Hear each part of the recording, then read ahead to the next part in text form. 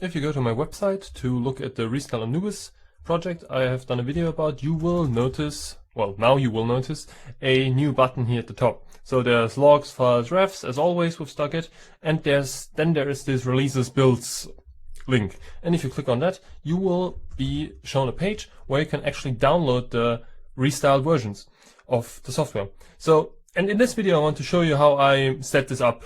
And it's all very simple. It's all with just using shell script and using tools that are already there. So no extra software.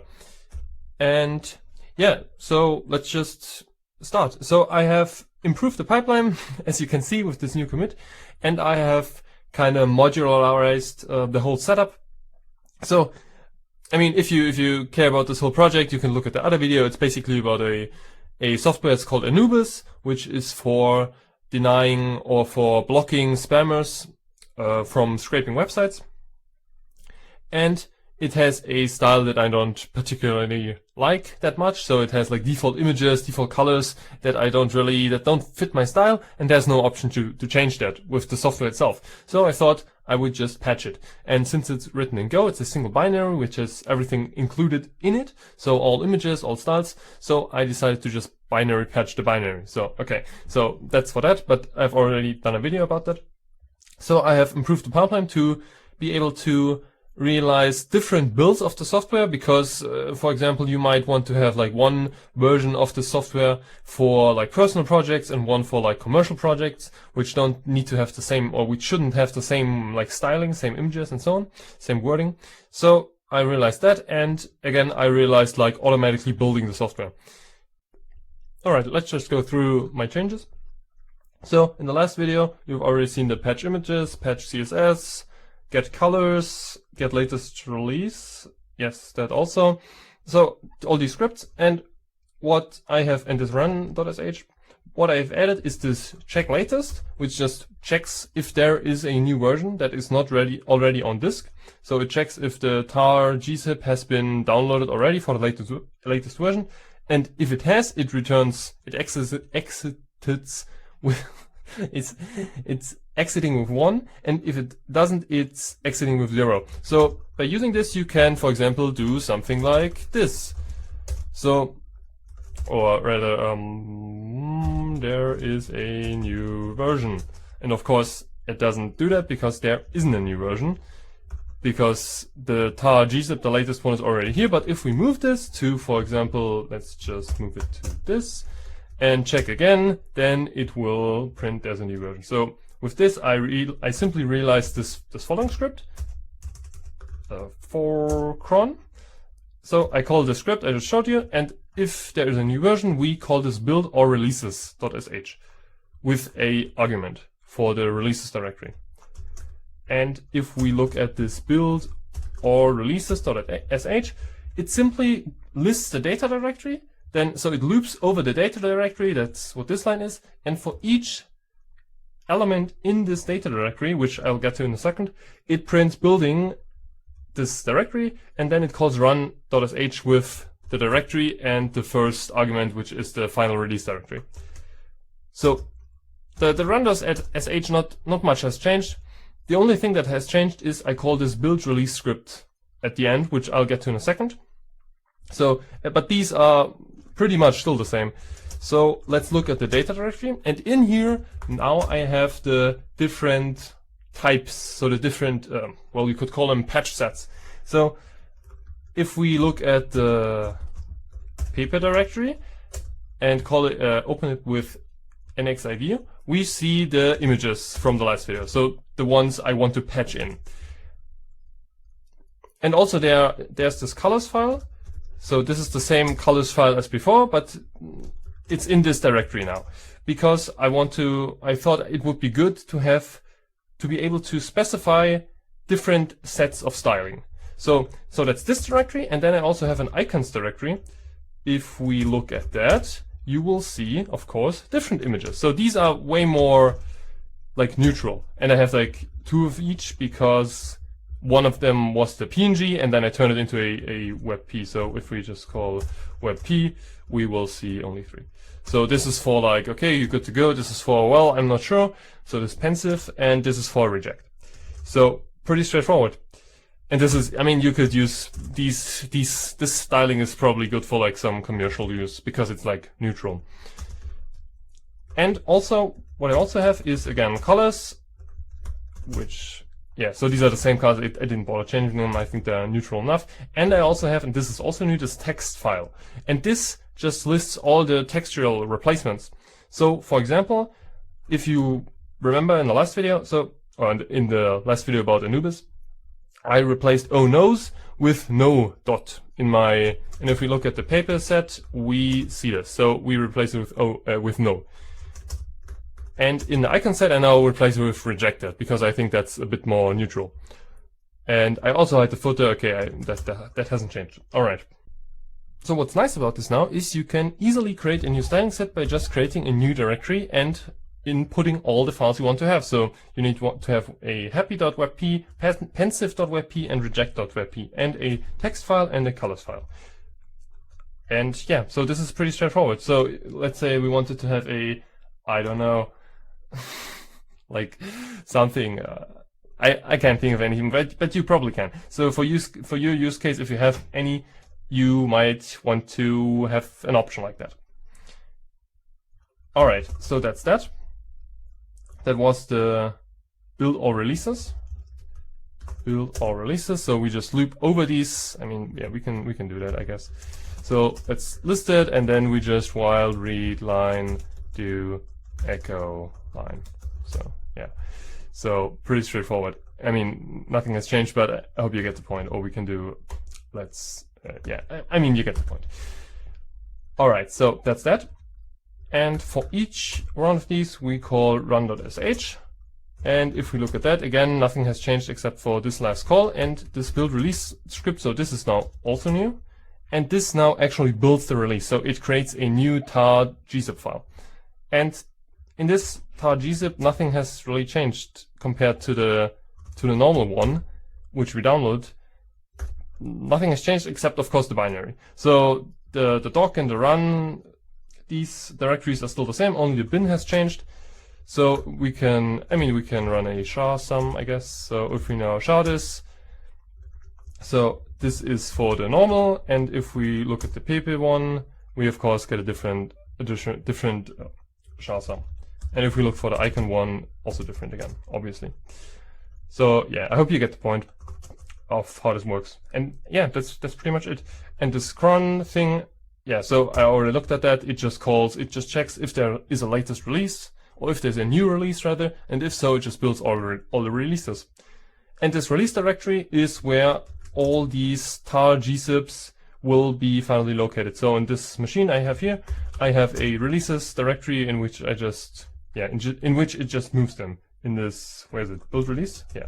So at the end it just moves it to this releases directory.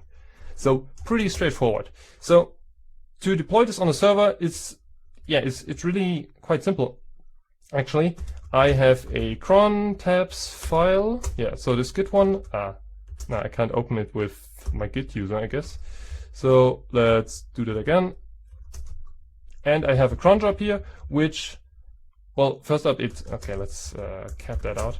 First up, it echoes some stuff into this logs file, and then it calls this for cron .sh, which I just showed you, with the arguments. So this is the working directory, and this is the release directory, and it outputs the output to this logs file as well. So if we look at the logs file, we will not see much.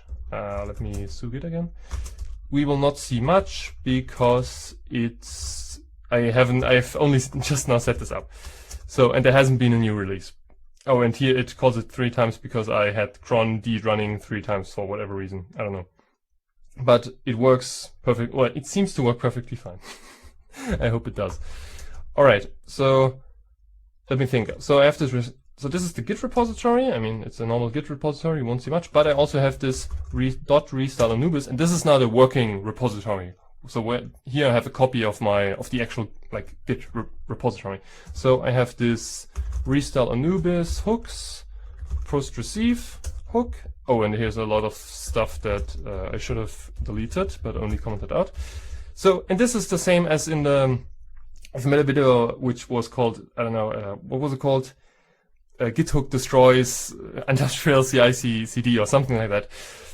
And in it, I showed you how I would automatically build and update the stagit site for my web tools repository for MWD. So, and I just copied it and kind of adjusted it. So we call this updated script, and this just updates stagit. So we can look at that. So update.sh. So we echo something, and then we just go into so this is the web directory for my stagit site. Then we call stagit to update it. Then with the git repository. Then we go into in the parent directory and update the index. So yeah, I mean I've already shown this somewhere, but it just updates the index and then does some sad magic to hide the email addresses from bots and whatnot. All right, so that's that. And we also, so this is another script I had. So I wrote this script, restyle Anubis, add releases to stagit, and this now adds this new button. So this one right here, because so I thought about, should I change stagit now? Like, should I dig into the code base and add this new option or whatever? And I thought, no, like, why? Why bother? That's like a huge investment of time and energy, and there is really no need for it because it's just a textual replacement. So what we want to have, if we, let's see, let me go to this other, so for example, to this. So if we look at the HTML, it's pretty straightforward. I mean, so we have these three, so we have a table, and then we have these three like links, and they're separated by these pipes. So what we want to have is, of course, we want to replace, so for example, if we want to have our link in between these two, which I have, we just want to replace this link with the same link, then a pipe, then our new link, and so the rest comes afterwards. And this is basically all this does. Let me cat that. I don't know why the VI doesn't do line wrapping. So we look for all HTML files, and then we apply this set command to all of them. That's what Xargs does. So we want to replace in the file itself, so we don't want to output anything to stand it out, but we just want to replace the file in place. We want to look for this files link, and this here is important because stagit uses relative links. So for example, right here it links files.html, but if I go to this commit, it will actually link /files.html. So this is, so it's important that there could be either nothing or dots and slashes, and this can be like nested arbitrarily. So there can be like a lot of dots and a lot of slashes. So so that's what this right here is for. So it gets the relative path, and we will use this here in a second. So then files, and so this is the regex which we want to replace, and we replace it with the same thing. So, and this \1 is now this right here. That's why there are these parentheses. And then files, blah, blah. And then our new releases button. So, and one important thing here is this right here, because if you notice, there are two spaces. So not one, but two spaces, even though we grabbed for only one. So in the actual HTML, there's only one space, but here are two. And that is because stagit doesn't automatically update the commits, or not automatically, stagit doesn't update commits. So it writes commits once, and if there is a commit already present, it will not override it. So if you call the update, so if you run stagit again and update the files, and then run this script, and not have these two spaces here, for example, you will replace, you will find the same sequence again and replace it again, so there will be a lot of releases builds buttons. But that's just something that's just how it is. So I kind of hacked around that. And then so I add the releases button and also the whole dot slashes pass thing. So I hope you get the point. And I link to releases. And if we now look at var www-git restyle Anubis, we will see this new releases directory. And let me go into the hook again, actually. So first we make sure this .restyle Anubis thing is present, then we output our Git repository there, then we cd there, and then we make sure this releases directory is present in the web directory. I hope that makes sense. And then we call our build or releases script and pass the releases directory, which will then output, if we look at that, which will then output the final tar.gzips there. So yeah, and all that then needs to be done is to, because by default it will not, like this is not default. All that needs to do is to have like a static site, serve these files up. So I thought about, well, should I create some HTML and some shell script which outputs a list and which kind of goes through these and blah blah. But then I thought, well, no, why just not use my web server caddy and let it do that? So, and I also want to show you this. So let me go to root again. So not cron jobs, but caddy, and there is the caddy file. So this is for all my web stuff. Or I don't know why this is there. Let's delete that. Yeah. So we have Git, which looks at the Git web root, and then we have the releases thing. And I just did like star because maybe I want to have releases for other repos as well. So yeah, and I was happy that that worked because I wasn't sure. So this is just a wildcard, then releases, and then we tell it, well, we don't actually change anything here. So this is the same root as up here. But now what we specify is not file server, but file server browse. And this gives us this nice browser, this nice file listing right here. So this is very, very handy. So yeah, it just lists the files. So if we didn't have that, it would, it would probably, let me comment that out actually. So let's do rc servers, caddy restart. So this would not give us a page, but it will still, like, it would still let us, well, how do I show this now? It would still let you download the files if we had the link, if that makes sense. So the links, the files still get served, but because we don't have a index.html, it doesn't display anything on the page itself. I hope that makes sense. So let me remove that again and reset it again. So if we go to releases build again, we again see the page. So these files, if you had the link, these would get served automatically by caddy if you had the browse or if you didn't. I hope you know what I mean. Alright, and if we now click back, we just go back to the directory. And this was, by the way, also not automatic because for some reason, well, not for some reason, but stagit doesn't create index files, it creates these log files. So by default, if you go to my Git and then go like here, you will land on this log.html. So, and if you just type in this link, it will, well, it works now because I have added this try files. I've added this part back here. So yeah, so it will look for if there is no index.html, it will first, well, if you go to something like log and there is no log file which caddy can serve, it will look for, well, log or the path, the whole path, .html. So in this case, log.html, which of course it finds. And if there is nothing at all, so for example, so if you just do this, caddy will look for an index file, but if it doesn't find one, it will look for a log.html for the Git root. So yeah, I put that in because I thought it would be nice to not have to like click here and then get a 404. Like that's kind of stupid. All right. So yeah, I think that's pretty much it. I think that's all I did to get this up and running. So it was quite a bit of work, but yeah, I think it's nice now because now all I have to do if I want to add a new like style, I just have to add it to the Git repository and my server will automatically build it, and if there are new versions of Anubis, it will also automatically fetch those and build them. So yeah, I think that's pretty nice, and I think this is a very good practical example of using cron jobs because it will run this every hour, which I think is good enough. I mean, I could probably do it every few hours or every day even, but yeah, I just thought let's just do it every hour, whatever. I mean, these scripts are kind of rubbish. Like this is all just kind of hacked together. So for example, one thing you could very well optimize is this creation of the hex file.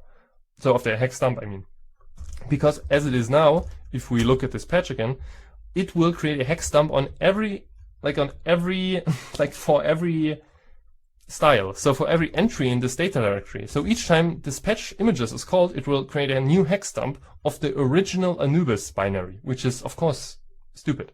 So, but I mean, it is stupid, but like it works, it's fine. I mean, I don't care if it takes like a minute longer for my server cron job to run. So this is fine. So it would take more effort to automate it, like to improve this, because I would need to, well, would I? I don't know. So I would either need to delete the hex file after everything is done, or I would need to add like version numbers to the binary, so to the Anubis binary, so different binaries don't collide or something like that. So yeah. Again, I mean, there's probably a good version to fix this, but I just haven't bothered because this is a very hacked together script. All right, so yeah, I think that's it. Let me think. I don't want to miss anything because that was quite fun to automate, like this whole building of releases pipeline. And of course, I will add this for my other projects as well, or rather for the NSG project, so for the static site generator, because of course for that it makes sense to have like binaries which you can download in a tar gzip. I mean, for the others, it doesn't really make sense, I guess, because these are both chicken libraries, so you need to install them anyway. So it doesn't really make sense to have like a shippable, like there's no shippable binary here. I mean, you could say for the MWD maybe for like the atomic CSS, I guess, but yeah, I don't know. I'll think about it, I guess. But for the NSG one, it definitely makes sense. So I will add that soon. Soon TM. Alright, so I think that's it. Yeah. Have a nice day.